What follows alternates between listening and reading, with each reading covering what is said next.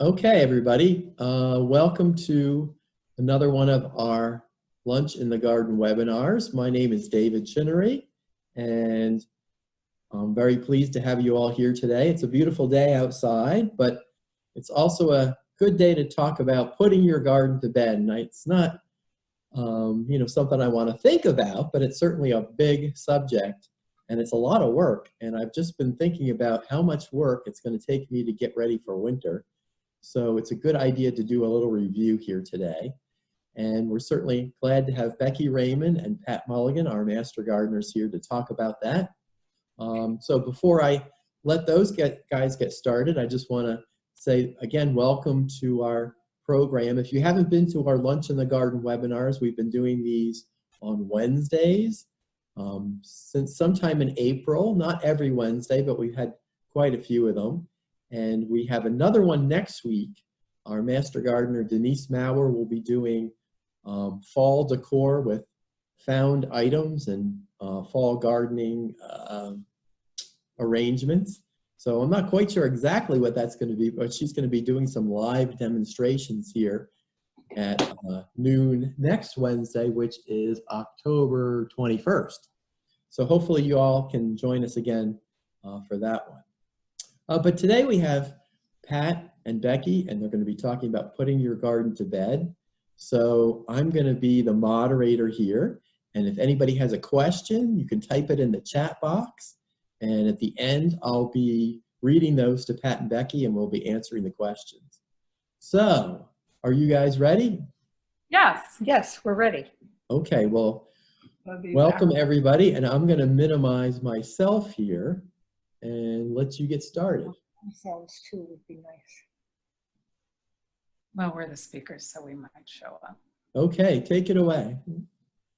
Okay, we're going to be talking about putting your garden to bed. And just as a joke, this is a garden bed that I have in my yard. It's now purple, so it looks a little different. And if you'll notice on the first slide, we're thanking Helen Dolan as well, because Helen and I put this program together, I think it was 2014. Doesn't matter when, it was quite a while ago. And then Becky and I have revised it. So. Okay, hold on. We thought this was going to work. Okay. There you go. So we're going to be talking about a variety of aspects: the perennial gardens, annuals, overwintering indoors, shrubs and trees, seed collection, vegetable garden, storing tender bulbs, and equipment care. So first of all, you want to look at what needs to be divided. You have to look at your garden critically during the growing season so you can decide that. Are plants too crowded? Are some too tall or too short in the current location? Do they have enough room to grow and not crowd out something else? You need to decide what plants should be moved to a new site and what plants should be completely removed. Here's a picture of a shade garden, and you'll notice that there are lots of things. Maybe the tall still be in the front, need to be moved to the back. It depends on what you have going along with it. Why divide? Well, plants have grown too large for the location. This is a field of Jackmany, no, I'm sorry, that's not it. Beebalm. They're Beebalm. And it looks like they've outgrown the site. They may be crowding out other plants, or they need to be rejuvenated. And sometimes plants will die out in the center when they're old. So you need to dig up the center part and move something to the inside if you want to keep it the same size. These are some of the plants that can be divided in the fall: hostas, peonies, iris, rudbeckia, yarrow, daylilies, campanula, monarda, echinacea, phlox. Some of the division techniques. Water the clump to be divided. This is very important, particularly this year.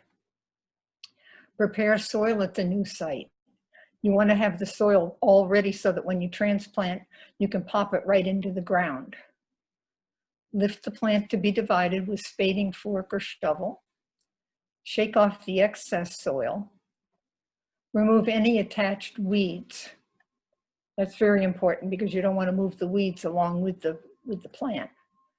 Use a knife or blade to divide pieces that cannot be pulled apart and replant the new pieces immediately, and then water again.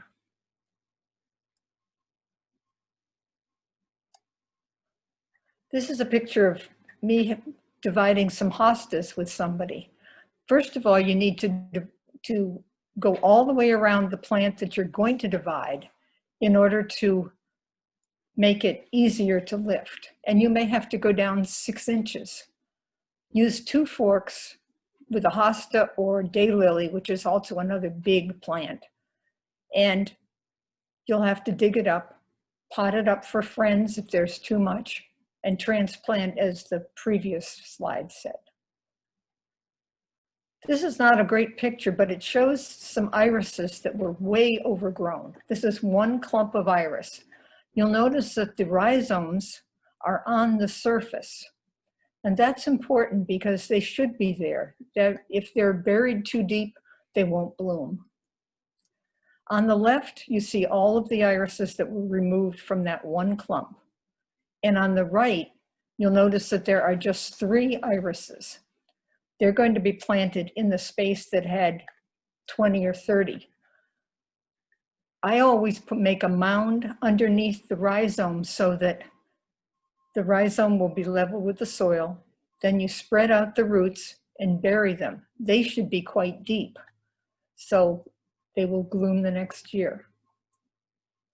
There are reasons why you have to remove a plant completely. It may be the wrong site.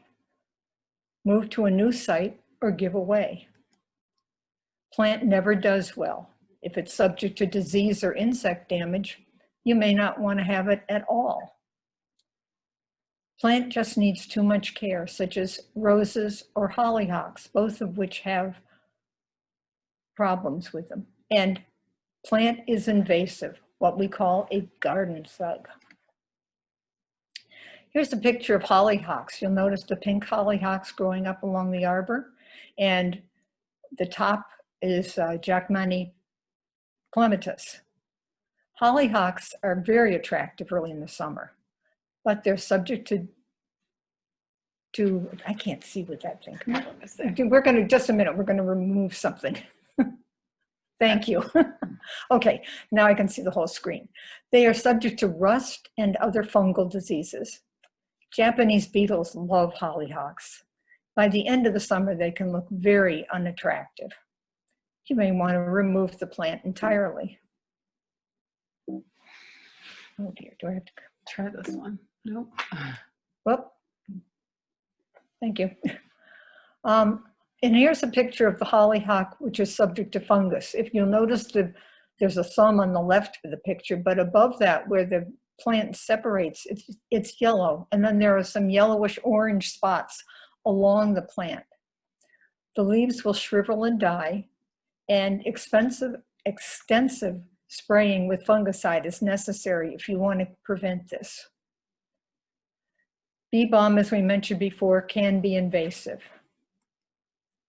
Rose campion is another thing that is a pretty thug. Rose campion is a biennial. So the first year you have a clump of green, grayish green leaves, and the second year you have blossoms. If you want to prevent them from spreading quite as much as this, you need to remove some of the rosettes if there are too many of them, and then deadhead the plants carefully before they go to seed. Cutting back after frost. This will improve the appearance of your garden. It will provide less work in the spring, and it will keep you from walking on partially thawed soil, which compacts it too much. It will lessen seed dispersal if you are worried about having too many of a plant. It will prevent the spread of disease by removing diseased plants. Don't compost them or burn them. Send them to a send them to a transfer station. And there are other, I'm going to go back a minute. There are also, Becky's going to talk about another approach which is newer to plants when she gets talking. Okay, here's an example. Rudbeckia goldsturm. Cut back the herbaceous, non-woody perennials to about 3 inches. Recycle the trimmings, composting material that is not diseased. And be very careful, because if you compost diseased material, you may just be spreading the disease. Here's a lovely fall arrangement by a lamppost. Notice that the daylilies have been cut back. And the mums, which are in a pot, could be brought inside later. Becky's going to talk about this now. So the other approach is to choose carefully and decide to leave some vegetation through winter. Because as we know, a lot of the winter animals and insects need vegetation to thrive and survive into the coming year. So by providing them with standing vegetation, we're giving them a place to shelter during the winter. We're giving them some food sources that remain, and we're giving them some protection from predators. So you may decide to leave vegetation in your garden during the winter, and it also can be very attractive, as you see in this picture. Here's an example of winter grasses or grasses that have been left standing for the winter. It can provide a really interesting focal point in your garden at a time when otherwise, you know, there's not much out there to look at. So Pat? Okay, back to Pat. Seed saving. A lot of people like to save seeds so that they can start them in their basement or greenhouse and have something for the following year. There are things you have to be aware of. Species versus hybrids. Species plants will come true. Hybrids will not. So if you have hybrid seeds, you're not really sure what you're going to get afterwards. So it's kind of fun to experiment, but don't expect the exact plant you started with. Collect your mature seeds on a dry day. Place them on a paper towel or other method and blot them. And they must be completely dry before storing. Otherwise, they will rot. Store seeds, I store them in an old pill bottle or envelopes. Be sure to label the container with your name and the date saved. This is important because sometimes you look at seeds and think, I have no idea what this is. Some seeds need stratifying with cold to germinate.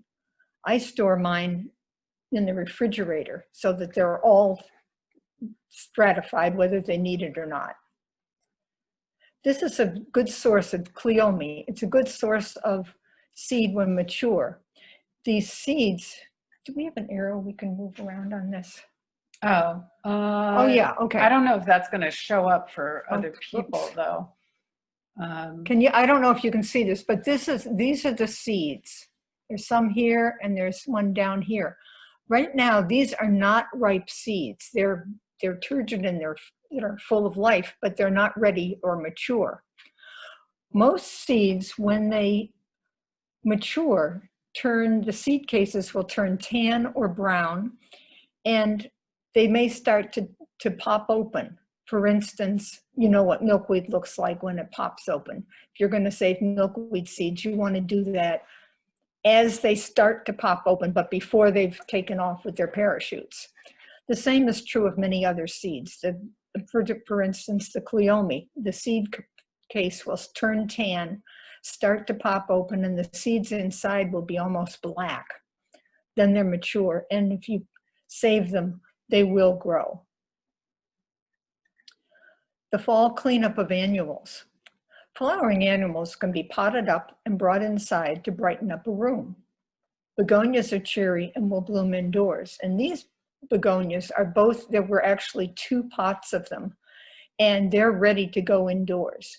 They will need to be put in a place where they get quite a bit of sun, and they won't bloom for a tremendously long time, but it's fun to bring the winter inside before a hard frost.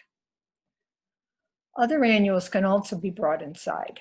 For instance, impatiens, fuchsia gardenmeister, salvias, geraniums, herbs, and I'm going to show some pictures of all of these, going through them briefly.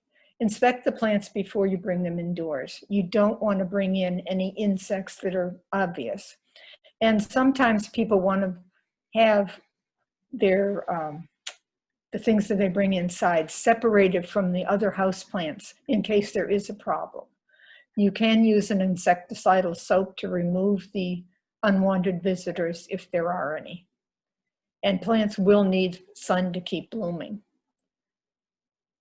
There are some plants that can provide cuttings: Brugmansia, Coleus, begonia, geranium, and again, you probably want to spray them with an insecticidal soap to remove unwanted insects.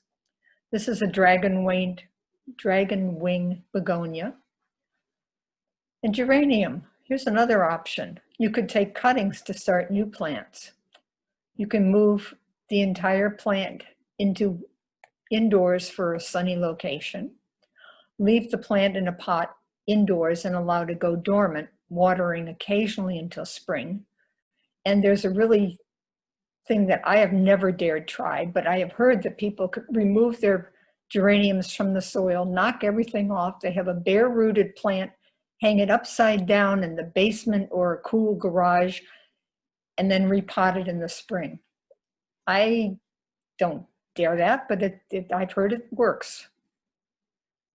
This is an example of some geraniums that I started.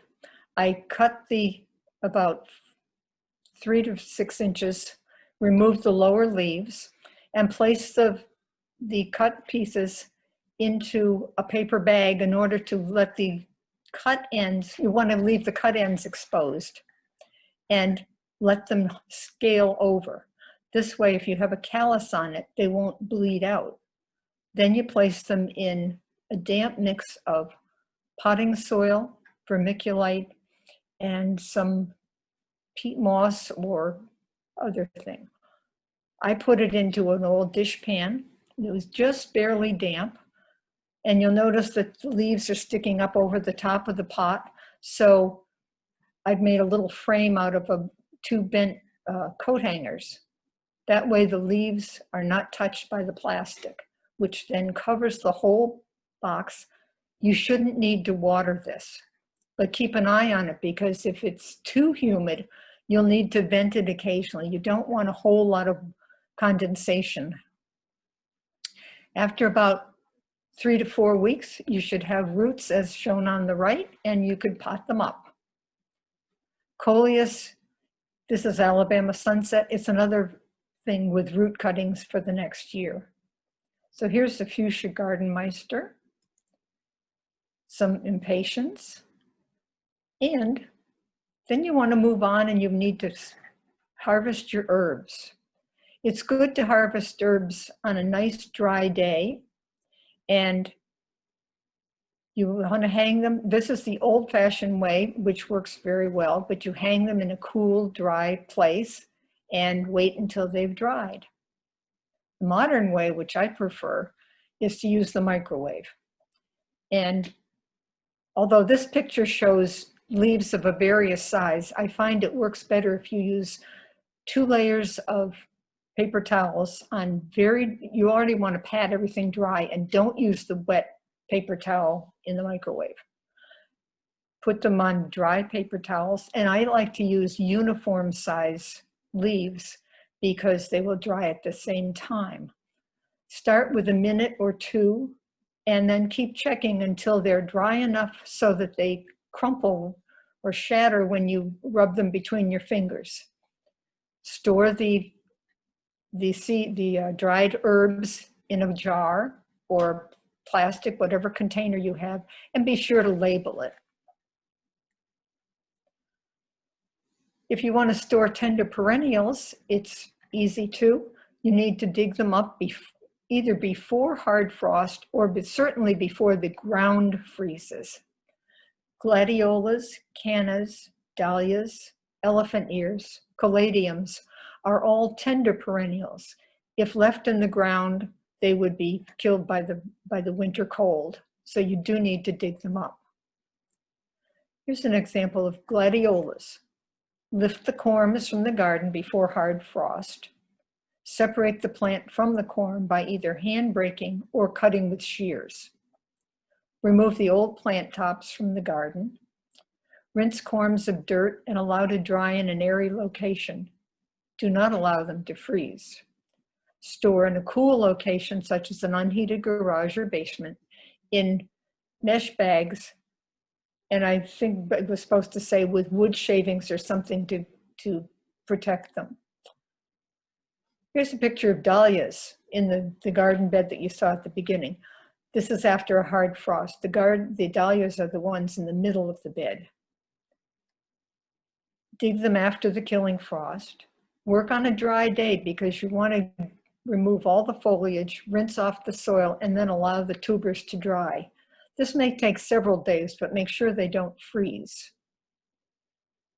And for storing them, the first year, this is a picture from the first year I did this. I stored them in the basement with in mesh or paper bags, and I unfortunately used a plastic bag as well. The ones in the plastic bag rotted because there was no air ventilation. Loose wood shavings can also prevent excess drying, but keep them from being too moist. Some other examples of things that you need to dig up: cannas, elephant ears, and they're pretty much the same directions for all. Wait until frost kills the tops, remove the foliage, leave in a container. You can leave them in the container, or you can remove them from the soil. Move to a cold, dry storage area and do not allow to freeze. Caladiums, it's the same thing. Shrub and tree care. Okay. Root prune any small tree or shrub that you intend to transplant in the spring to encourage good root formation. Do not prune evergreens or other shrubs now. You do not want to encourage new growth at this time. Apply shrub protectors just before first snow is forecast.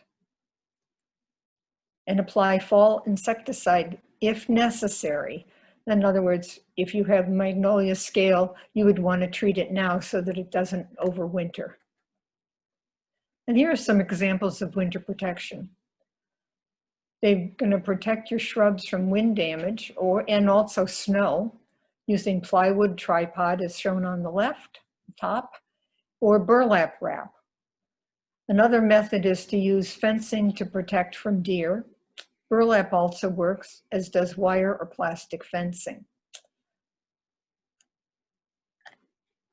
Becky's going to take over now. So. Well, not exactly sure. This was the topic that David suggested we include, which is to overwinter potted shrubs. And maybe he can talk a little bit more about that after we're finished. But the idea is if you have a potted shrub, particularly one that's new that you've just gotten or maybe had new over the summer, instead of bringing it indoors, let's say you don't have room for it, you can dig a hole in the ground and put the entire container and shrub in that hole in the ground, and that will provide thermal insulation for the shrub over winter. So that's an interesting concept. Most of all, we want to encourage you, since we've had such a dry summer, to make sure that you water your plants deeply that you're going to leave in the garden. So your perennials, your shrubs, even trees can use a lot of extra water now. Even though we've had a lot of water over the past few days, our plants have really suffered from lack of water this summer. So make sure that you water deeply before finishing up for the fall and putting your garden to bed. It's part of the process. And these plants are more likely to survive if they are hydrated, particularly new plants. So as let's not neglect our vegetable gardens, because any work that we do now in the fall, we're going to reap great benefits for the spring. So the cleanup that we do in the fall, the soil preparation we do in the fall, the planting we do in the fall, will all help us in the spring when we're ready to plant our vegetable gardens.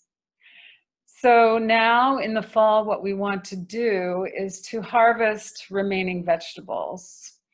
I mean, you may have vegetables left that are cold weather crops, such as kale, spinach, etc. Those can remain for a while longer. But then you want to remove the vegetation from the plant. So you want a clean bed, you want clean soil, compost the healthy vegetation, and discard any diseased or insect-ridden plants. You don't want to put those in your compost pile. Here's a picture of a couple of different kinds of composting systems. And when you are composting, you may end up with quite a lot of vegetation, and you can remember to try to cut it into small pieces, and also add soil to your compost and water to your compost so that it can do its thing over the winter. And you'll be rewarded with beautiful compost come spring.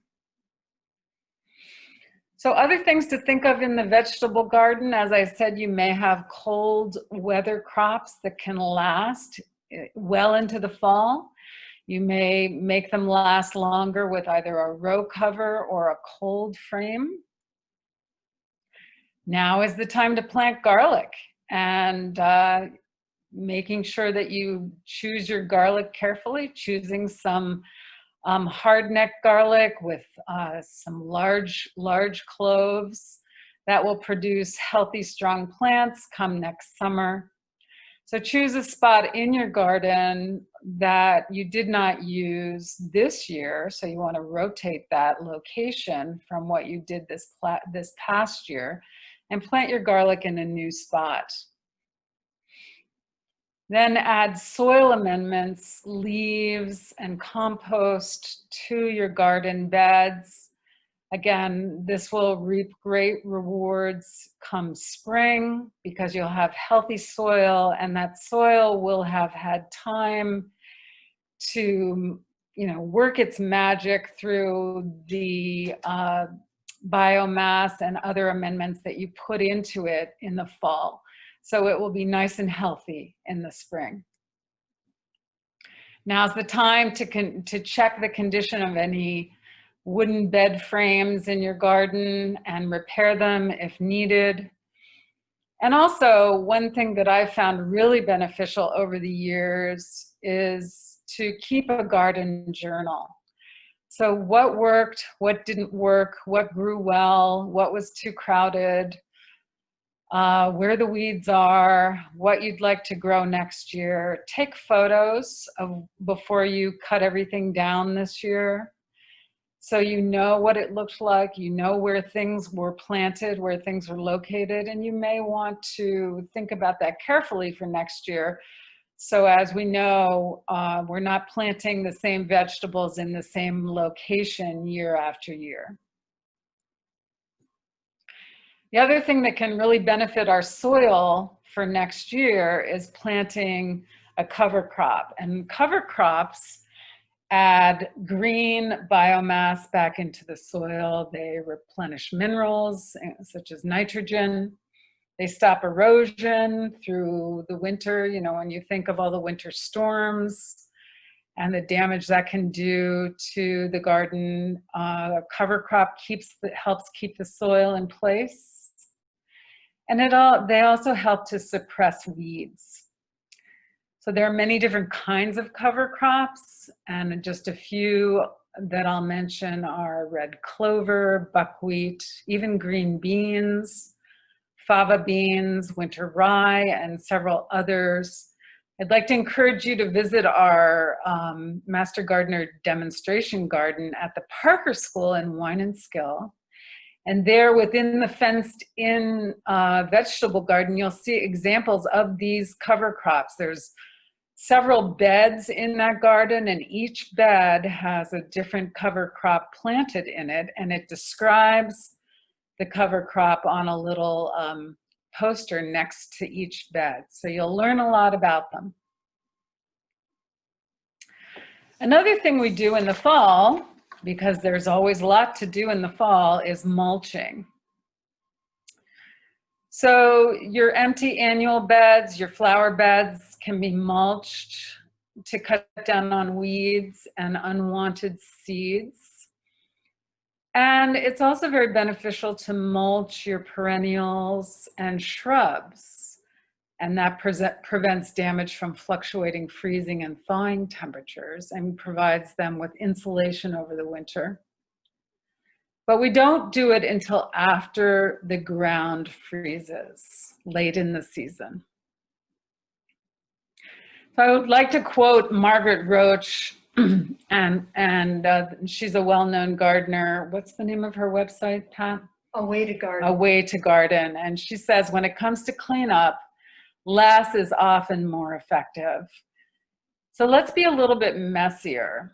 And by that, I mean, you know, a lot of us have spent many years raking up leaves, putting them in bags, carting them to the curb, or trying to find a place for them somewhere in our yard, which is something I'll talk a little bit more about in a minute. But there's a lot of work.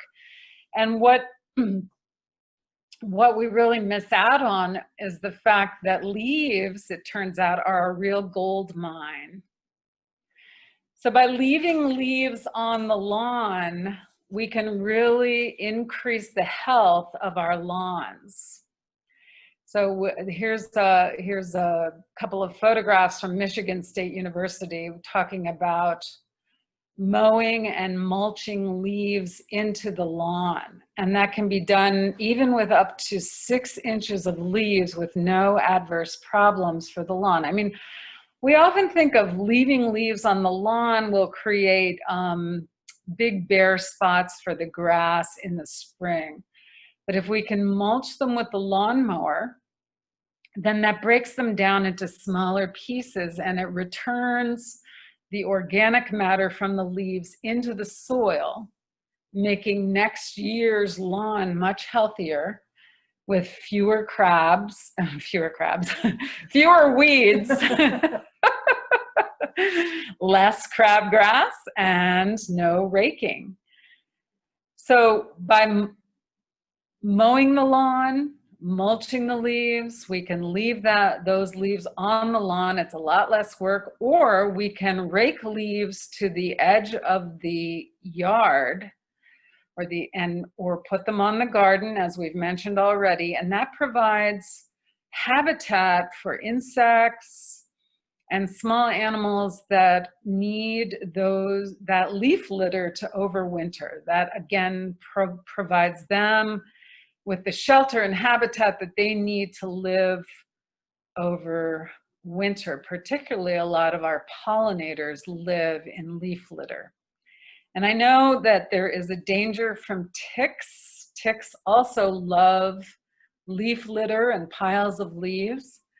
So if we just make sure that we keep those leaf piles out of the way of our walking paths or away from the house, then we're less likely to come in contact with any ticks.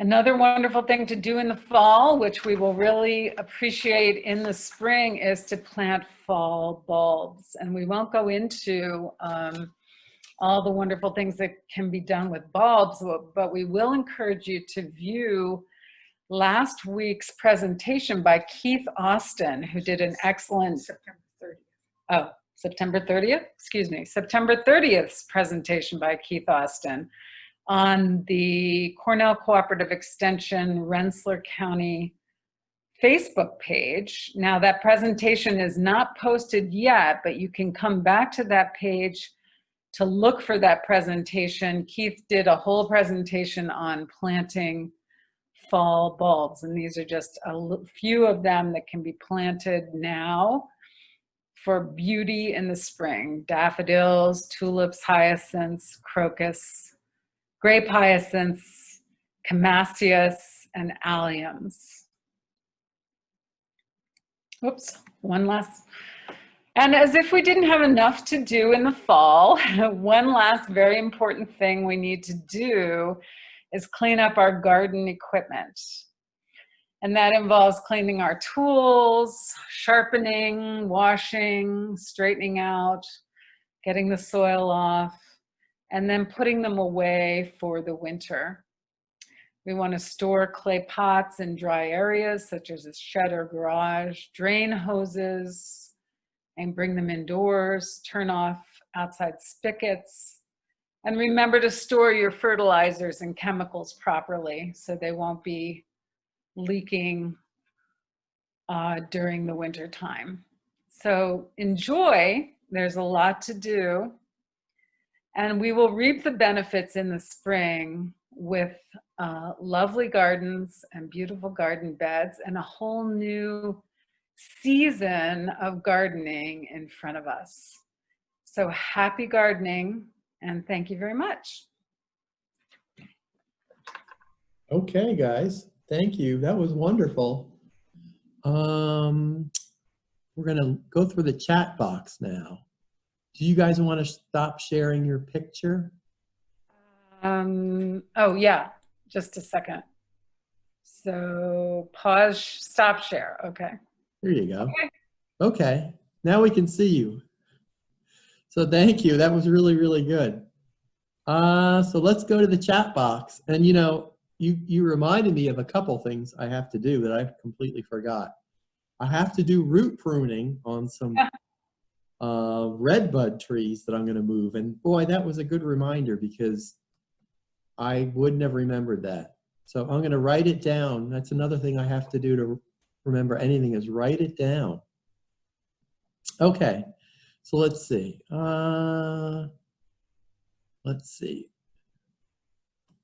Okay, I've been told that mowing short in the fall is good for the lawn, but mowing high is better for insects and critters. Thoughts? You want me to answer that one? Yes, Yes, please. please. You're the lawn expert. Yeah, there's this whole idea of mowing low in the fall. And I think there's really no good reason to do that unless you're like picking up leaves or raking leaves, or it makes leaf collection easier for some reason. I don't think there's any horticultural reason to do that. And in fact, if you leave the grass a little bit higher, it's going to protect the crowns of the grass. On golf courses where they mow it really low, it tends to dry out and those crowns dehydrate. So I think it's fine to just keep mowing at the same height. I mow my lawn at about 3 to 3 1/4 inches, and I just leave it, and I think that's fine. So I don't think there's any real need to do that low mowing, because why would that help anything? I mean, I think maybe there was a thought that that would help with snow mold, but we don't really get a lot of snow mold in this part of the world. Okay. Let's see. Do I have to wait until we have a hard frost to cut back my perennials? I know I'll lose the pretty flowers, seed heads, etc., but my daughter wants us to work on her beds this weekend because that's when she has time off. That is a great question. Well, I think it's up to you. You certainly can cut them back earlier if you wish to. You may, if things haven't been hit by frost, you may sacrifice a few flowers. But I always think if you have the time and you know you're not going to have time later, do it now. I don't think it's going to harm anything. That's the old saying, prune when the saw is sharp. I love that. People will Wait a minute, we gotta sharpen it first. Oh yeah, mine is usually pretty dull, but you know, the idea is like, do it when you have the chance. Yes, you can do that. It's better to do it when you have the chance than not to do it at all, right? Okay. Should milkweed stems be cut down, or are there monarch butterfly eggs in them that may survive the winter? Oh, wow. I don't know. I actually don't know the answer to that. I don't either. Boy, I don't know the answer to that either.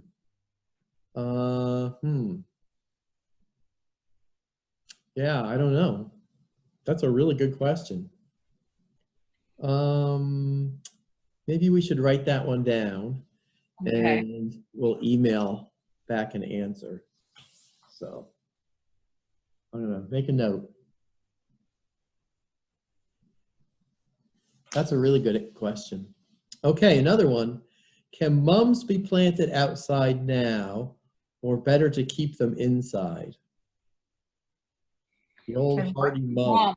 Oh, Moms. mums. You're Yeah. the perennial person. Basically, should you plant your mums outside, and are they going to be hardy and all that kind of stuff? I have definite opinions on that one. I have some mums that I've had for 50 years. And they're varieties that I swear you can't kill. I've had other ones that are beautiful that I've bought, and they don't last the first winter. So I think a lot of it's going to depend on whether it's a hardy mum or not. And if you buy it, you're not going to know whether it's a hardy mum. I usually plant them outside and hope that they'll be there the next year.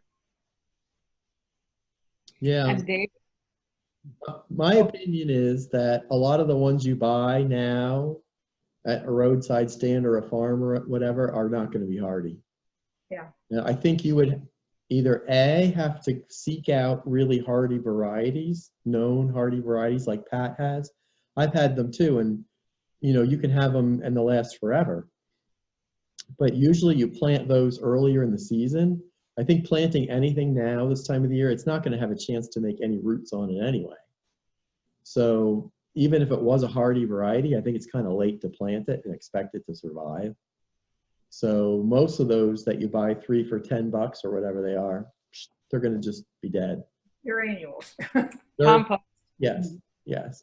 I mean, you could keep one inside, but it's really not going to last that much longer inside, is it? They kind of just poop out after a while, right? I think so. Yeah. I've seen people selling hardy, or what do I want to say? The fall asters. The hardy, beautiful asters we have blooming now, the native plants. Right. And then you could buy the perennial varieties of those in pots. That's a better investment, I think, if you want that kind of color. Okay. Uh-oh, here's a hydrangea question. My hydrangea did not bloom this year. It is the snowball type that blooms either pink or blue flowers in season. The instructions say to prune in late winter. How do I keep the deer away, and what else should I do so that it blooms next year? I don't have any hydrangeas because the deer have always eaten them. Yeah, I don't either. Same reason. We live right near each other. We have too many deer. So I'm not experienced with hydrangeas. Uh-oh. Well, I'll give you my spiel on hydrangea, and I don't know if it's going to answer the question well. If you have the hydrangea that's going to be either pink or blue, there's some varieties of those that are flower bud hardy, and some of those aren't. And some of them bloom on new wood, and some of them bloom on old wood.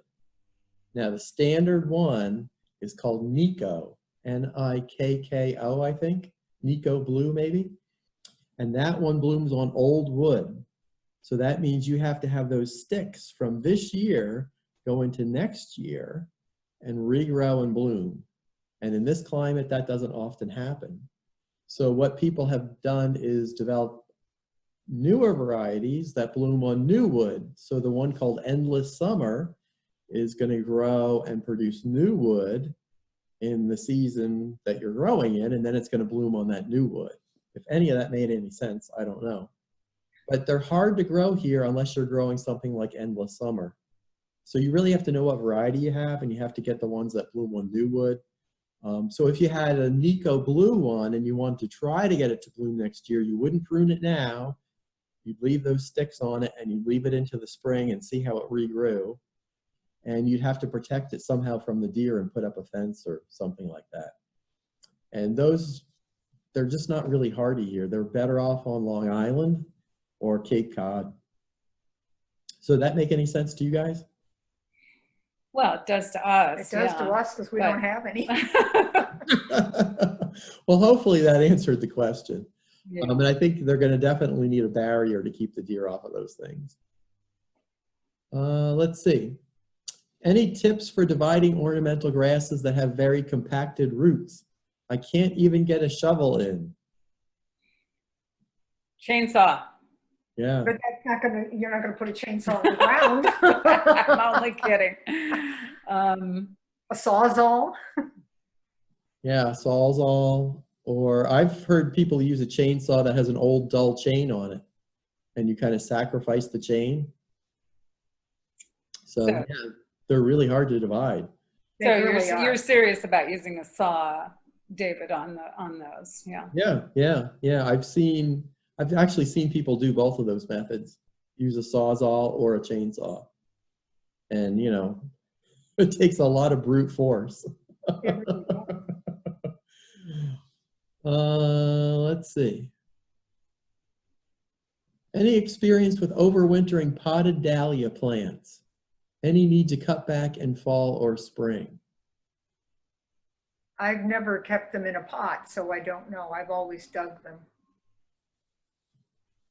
Yeah, I don't have experience with that, no. I don't know either. I've always taken them out of the pot and done what you do, Pat, basically. Let's see. Oh, here's a question. What does root prune mean? Yeah, I thought we'd get that question. So Okay. go ahead, Pat. Well, what I mean is go all the way around the, usually you're going to be root pruning a small shrub or tree. And so you're going to go all the way around the drip line, putting the shovel in as deep as you can go. And therefore you're cutting off the roots and making them more compact. This way in the springtime, the plant will go through less shock when you cut along the same line and dig it up. So you're basically cutting some of its roots off now, and it may recover to some degree, but not really grow big roots again. Right. Over the So winter. it'll be easier to transplant and lift out of the ground in the spring. Right. Right. Usually books have some great diagram of that. It looks really easy to do. But it's not. But it's good exercise. It is not. One fall, I made the mistake of root pruning one of my shrubs, thinking I would transplant it in the spring, and then I forgot about it and it died. Oh, So wow. I didn't transplant it, and it didn't survive. So you just have to remember to do it. And you'd want to go out of, what, 12 inches beyond the plant, 14 inches in a circle. Right. So you want to give it as big a root ball as you can. So, and I think that's the challenge too. How big of a thing can you really lift up? Mhm. Okay, good. How about, can diseased plants go into the city composting bags? Will the higher temperatures in those piles kill off the problems? That sounds like two questions. Yeah, I think they're talking about, like we always say, don't put diseased plant material in your compost bin. But it's true that if you have a hot compost, like a big city municipal pile where they churn it all the time and then it produces the steam and it gets up to 140 degrees. If you have a hot compost pile, that will kill a lot of those things. So I think you have more leeway in putting bad things into a compost pile if you know it's going to get hot. But I wonder how many municipal compost piles around here get that hot, and how often are they turned? It's not like Bangkok, Thailand, where my husband worked, where it got to well over 140 degrees. I mean, Yeah. that was easy. If it's really managed compost, and they do it right, that will happen. I don't know around here if these towns or who does it really well, but I know some places will do that. So down in Westchester County, where I used to live, we had a number of towns that had real compost piles, and they turned them and they got made compost in a matter of a couple months. That's wonderful. Yeah. Let's see, did anyone else find Japanese beetles a problem in 2020? I'd sure like to keep from having them next year. Is there a chance these beetles get spread if they are on plants that I compost? I don't know. Well, the Japanese beetles right now are grubs, and they're in your lawn.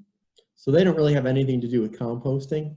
So even if they were on, let's say, maybe Cannas that got eaten by Japanese beetles, you can compost that because the beetles will never really be in the compost pile. They'll be in the ground right now as grubs, and they're eating your lawn.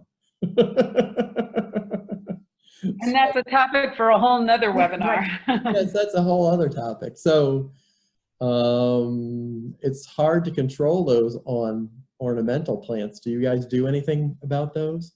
I thought this year there were very, very few of them. I wondered if it was because we had such crazy weather, we had drought, we had too much water at one point.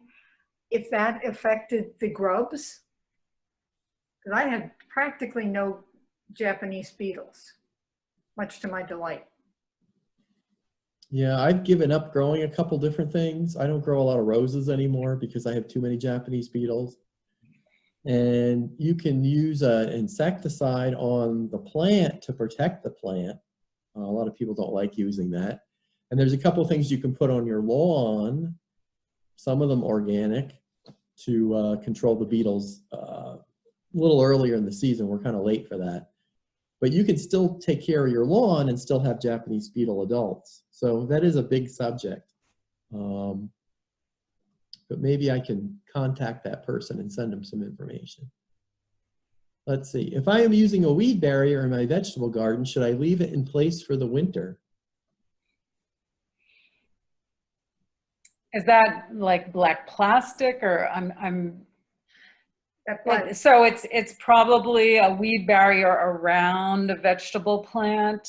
I think you need, I think ideally you would take it out and amend the soil, making sure that the soil really has open air and can breathe, and you're adding amendments and mulch to your soil. And if you can plant that cover crop, you're going to have far less weeds next spring when you go to plant your vegetable garden. So consider all of those things. Okay. Do you cut back hostas in the spring or the fall? Well, the deer cut them back all the time. So, yeah, exactly. So I don't grow any. Do you grow any hostas? Not anymore. Yeah, I cut back mine now in the fall because they just turn into mush over the winter. What do you do about climbing roses? I don't have any. I don't either, but I'd love to have some. Yeah, climbing roses, boy, I'm not a good expert on roses. I think some of the varieties you can leave up for the winter, and I think some of them aren't hardy enough, and don't you have to take the whole plant down and protect it? Or maybe you wrap it in burlap and you leave it up? That's not a question. Is she one of the participants? Judy Brown? Because she's a rose expert. If Judy Brown is here, please come to the front. Come on, question for you, Judy. Maybe she'll type in the box. Why don't my evergreen hydrangeas bloom on last year's growth? I think we kind of talked about that. Those evergreen or ever blooming hydrangeas, those buds don't make it in the winter on the old growth into the spring. I think they're not flower bud hardy. The leaf buds will live, but the flower buds don't live. Where do you get buckwheat? Yeah, that's a good question. In terms of a cover crop, Honest Way Food Co-op sells some cover crops. I just bought some winter rye there yesterday. So you go into the main entrance and all of their seeds and amendment type things are on the left. And if you don't see it, ask at customer service. Other than that, I think sometimes places like Agway or Tractor Supply would have those. If you want to do mail order, you can get it from Fedco too. Fedco. But it's a little late to do that right now. Yeah. Buckwheat is a great cover crop. It's really a nice cover crop. Mulching in the fall, do you use wood chip mulch? You could, but remember, you're going to do it after the ground is frozen. That's right. Isn't it on the Rensselaer County Cooperative Extension Master Gardener YouTube page, not your Facebook? I'm not quite sure what that means. I think maybe when you talked about the bulb presentation, if anybody wants to view that, that's on our YouTube channel. Yes, you're right. Oh, Thank you for the correction.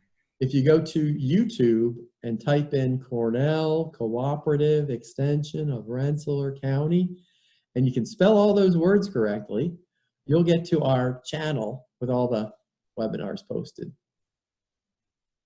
Thanks to whoever offered that correction. Put mulch on top of leaves or leaves on top of mulch. Our magnolia tree drops its final leaves around Thanksgiving, which is after the ground freezes. I think the question is, can you put the mulch on top of leaves? And what kind of mulch would that be? Like you guys were talking about mulching perennials late in the season. So let's say you had a magnolia tree and you had some perennials around it, and then the ground froze, but the leaves all fell down. Can you just put the mulch on top of those leaves?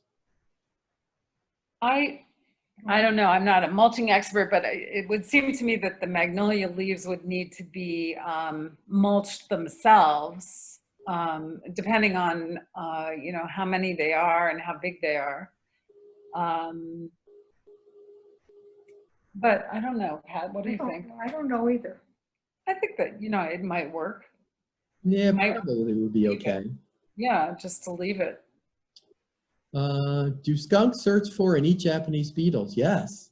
That's what's digging up your lawn right now. Not that I encourage skunks in my yard. Yeah, the skunks will do that, the birds will do that, and the raccoons will do that, and the moles will do that.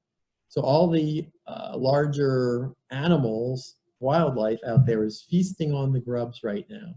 And that's what's ripping up your lawn. Any thoughts about biomass, such as asters, etc., near the foundation of a house? That's an interesting question. Yeah. I would think, you know, it depends how big the aster plant would get and how deep the roots would go near a foundation. I mean, normally I think of keeping rooted, you know, anything with significant roots away from the foundation of a house. And having, you know, having at least a foot or 2 feet or more space where there's no plants around the foundation of the house.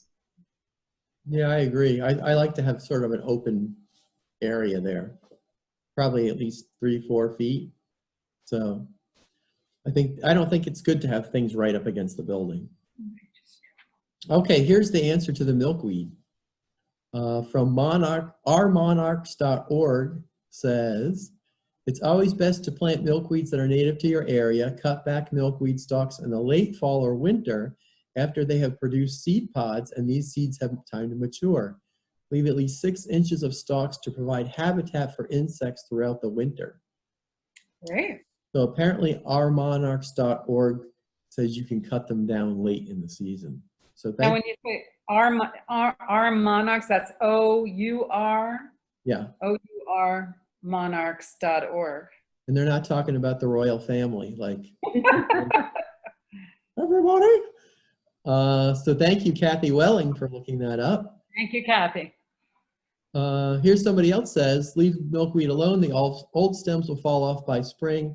There's no eggs in the fall as the monarchs migrate to Mexico. So yeah, you could leave the stems too, I think.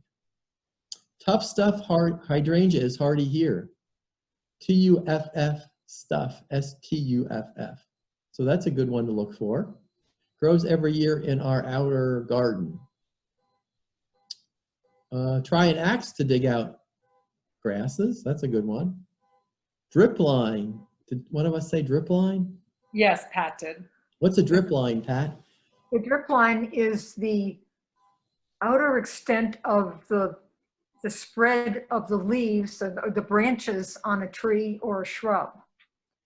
So if you have a great big oak tree, the drip line could be 30 or 40 feet. On a small shrub, it would be wherever the edge of the the leaves and branches are. Right, the outer, Okay, outer gotcha. edges. Down to the ground, just going like a column straight down, and that's your drip line. Do shrubs have to be root pruned if they will not be transplanted in the spring? No.